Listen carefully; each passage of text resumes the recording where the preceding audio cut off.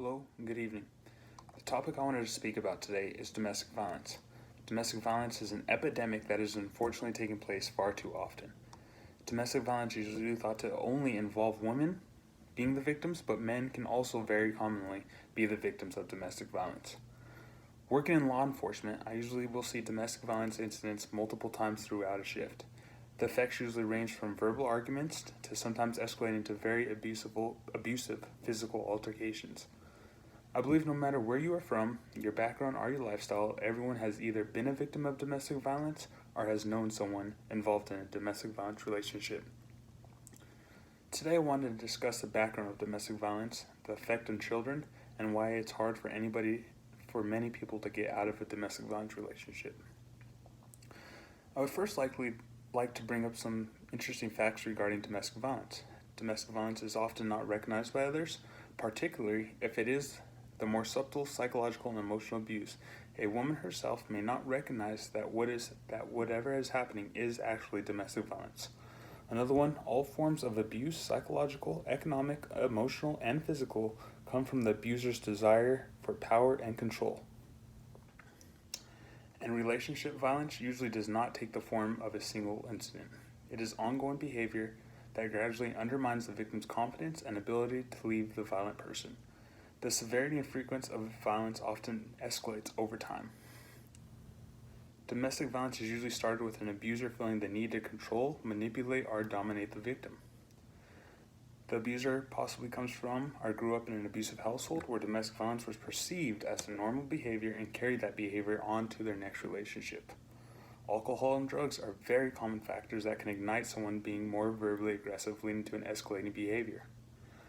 Domestic abuse will range from several different forms of abuse. Those types are physical abuse, sexual abuse, psychological abuse, and emotional abuse.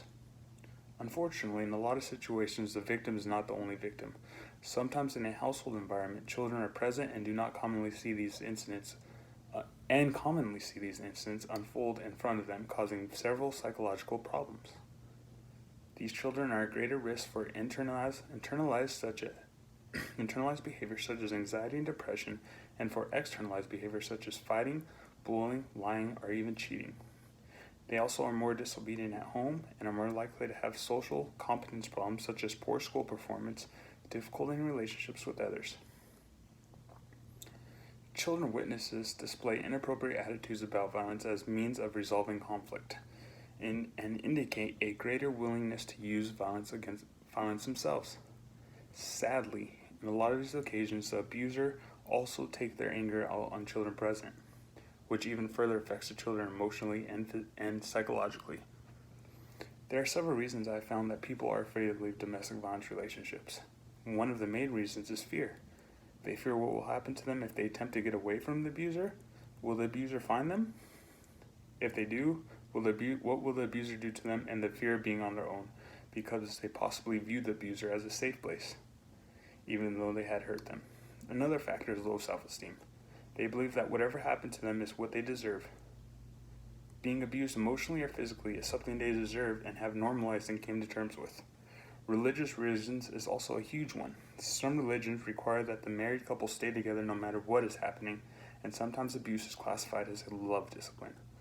The victim can sometimes feel as if they're wanting to leave a relationship, that it will bring shame on them or their family. And the last but not least is love.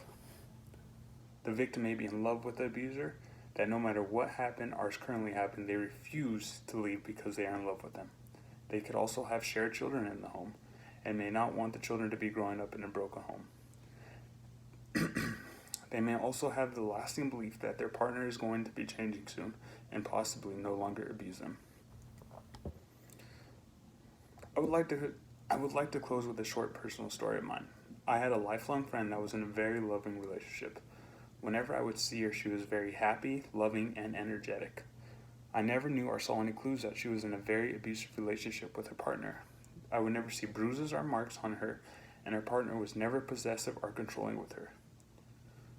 One evening, I received a call that police and EMT workers had found her body in a hotel badly beaten and unconscious. She was immediately transferred to a nearby hospital where unfortunately she was pronounced deceased. I later found out that she was pleading with a close friend of her to pick her up that night, and that she was texting her friend that her fiance was punching her several times and that he had been drinking all night. Unfortunately, the friend of hers, it was late time in the evening, and she had already been asleep, and she was not waking up to the text messages. The reason that she reached out to this friend was that was a friend she trusted and refused to tell anyone else about what was going on, even law enforcement. I was later told by her family members that the male had been taking on drinking more and more and had been getting very bad anger issues. The point I want to make with that story is check on your friends, family, and loved ones.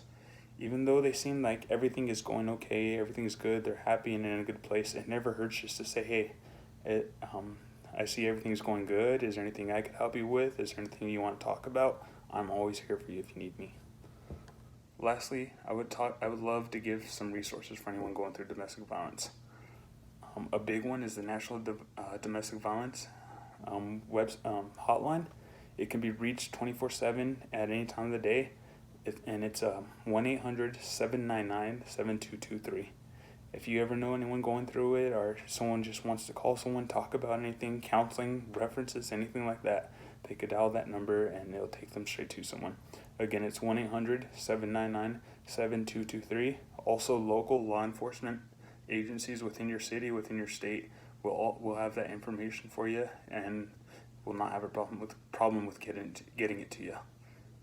Thank you so much for your time, and I hope you found this informative. Thank you.